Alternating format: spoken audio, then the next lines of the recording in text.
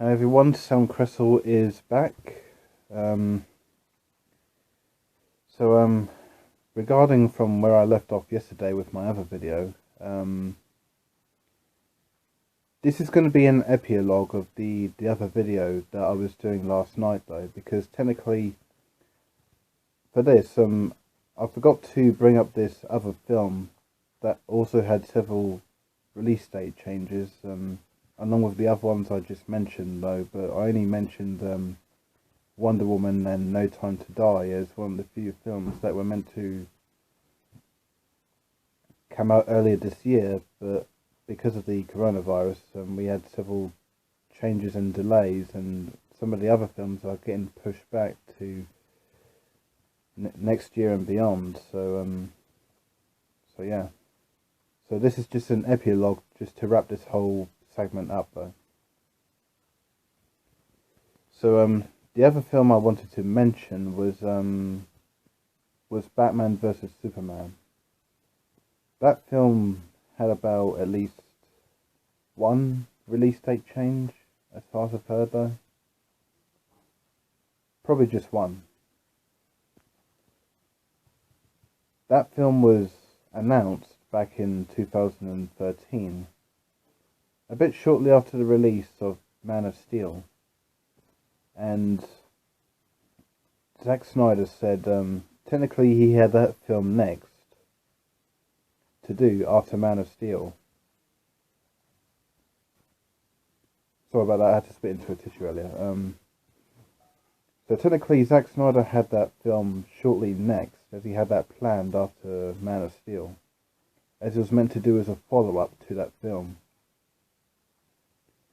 But technically I kind of thought it was going to be a Man of Steel sequel, technically, really.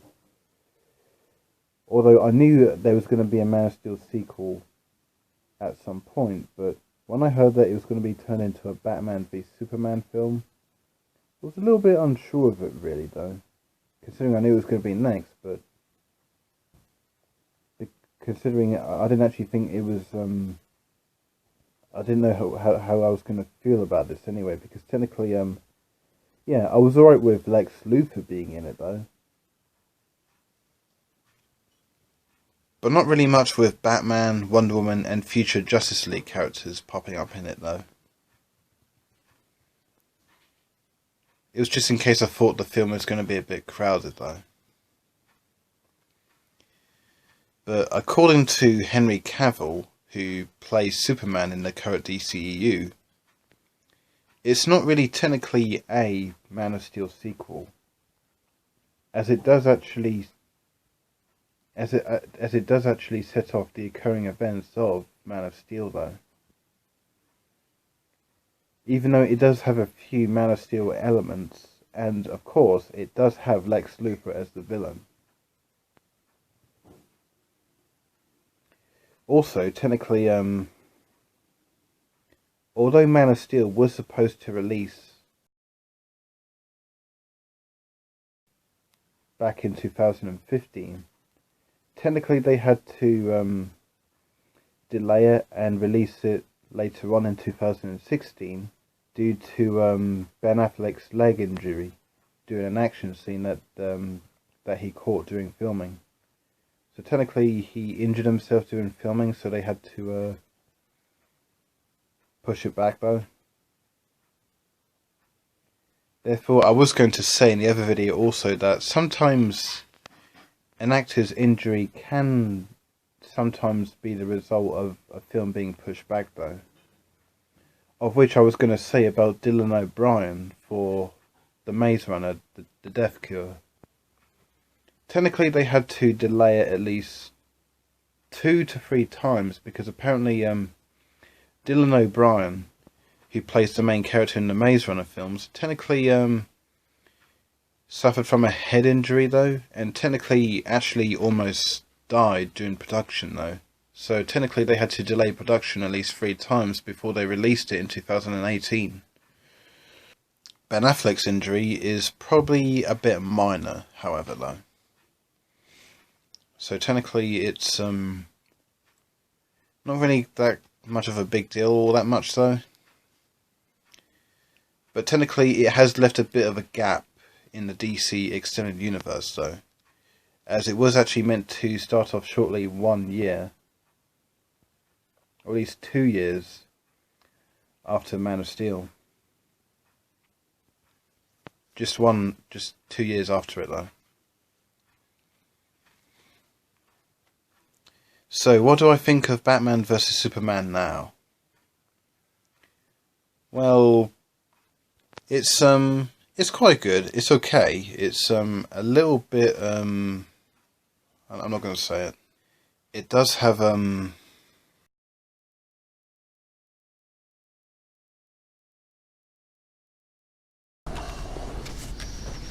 Funnel Fairy Butterbar, Funnel Fairy Butterbar, Funnel Fairy Butterbar, Funnel Fairy. There's nothing wrong with the microphone.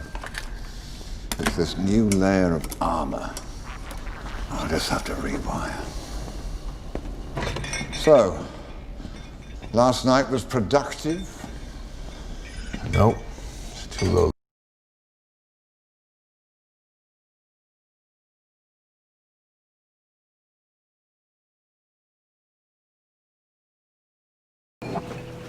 Oh, I hope the next generation of Waynes won't inherit an empty wine cellar. Not that there's likely to be a next generation. Thank you, sir.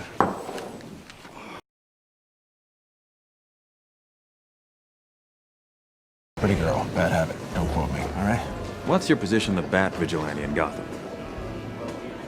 Daily Planet. Wait, do I own this one? Or is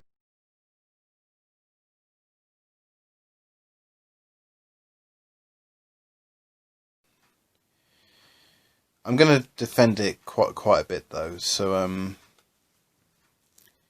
it's not really great. It does have some good bits though. It does, however, have a few hiccups here and there though. And it, for most of the time though, I did feel a little put off most of the time by its dark tone though, which most people felt it wasn't really needed, even though most Zack Snyder films do have a bit of a dark, Zack Snyder-y type shadowing type feel in some of his films though. And technically that caught the attention of Warner Bros. Execs as they overheard the backlash over Man of Steel and Batman vs Superman having too much of a dark feel and environment in their films. And that's when they took over production of Suicide Squad and start saying to director David Ayer, too many people have started complaining about Batman vs Superman have a dark tone, so we need a lighter tone, reshoots, take out Jared Leto's Joker, and do it pronto. We don't want any more dark violence in these films. You got it?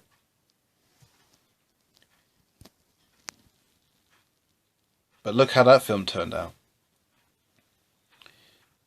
Even compared to Batman vs Superman, Suicide Squad was considered a bit of a mess. Mostly due to studio interference.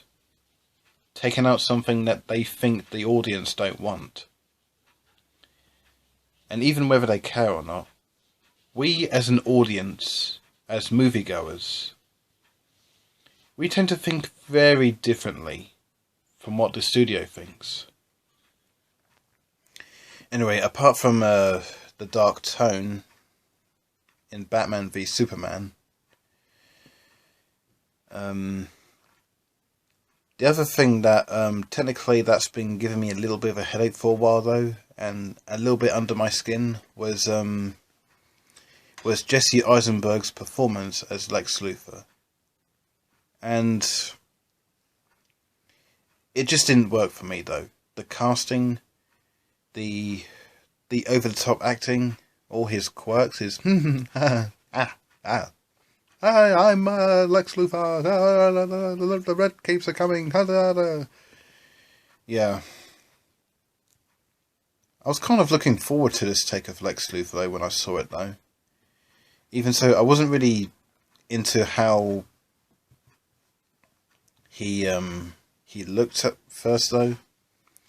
I found his his big hair, his huge floppy hair, a bit of a distraction most of the time though.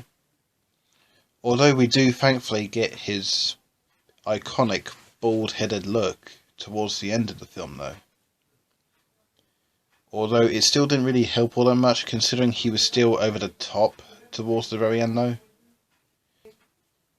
In Justice League though, towards the very end of the film, when he has a meeting with Deathstroke, we do actually eventually get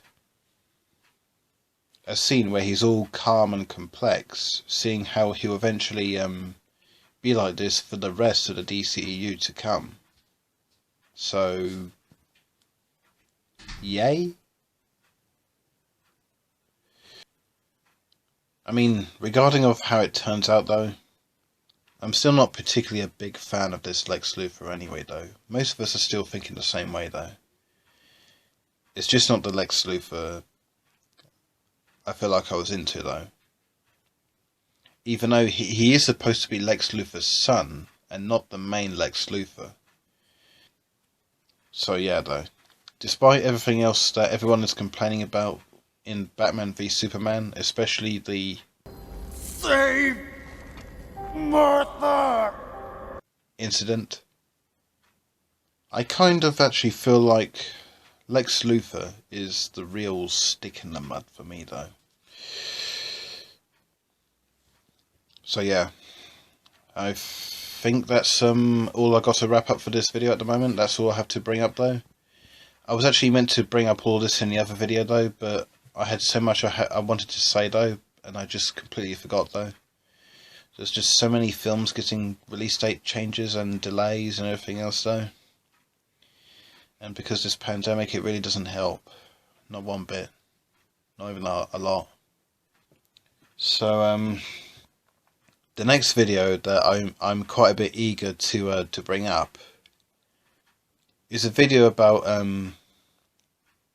another topic about films that keep receiving studio interferences that keep getting them botched though. Films that are heavily anticipated are somehow getting production issues and having their own studios meddle with the production process, and technically they come out as a bit of a mess to some people though.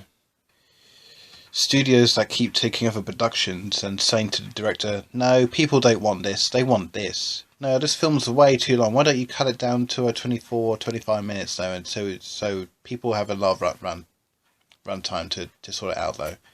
No, people don't want to see this, they want to see this, they want to see this actor, they want to see that actor though. No, she's too ugly, he's not hot enough. So yeah, that's what I'm gonna pretty much bring up in my next video though. The problems that studios seem to have with some films though, and what they seem to think about some people though, when in reality people are expecting to see what they actually want to see though, and they don't care what the studio thinks. They don't care if they are unhappy about certain things. That's their opinion. That's their opinion. The studios are the real miracle workers, not these studios, even though they are the heads of them. So yeah, that's what I'm going to bring up in the next video. So I just feel like I had to bring up a little bit though, because apparently I'm a bit fed up with it as well though. Studios just keep making changes just to satisfy themselves though. Even if it's all to do with money. Yeah. Okay, see you guys next time, and I'll be back to do with another video probably tonight though. I might probably do it again, but if not, I might be able to do it probably next week though. And again, I will do another casting suggestion video. I promise I'll do that, but it depends on the battery in my my camera, which I've not used in a while. So I'll get to that if I can though. Okay, ta-da!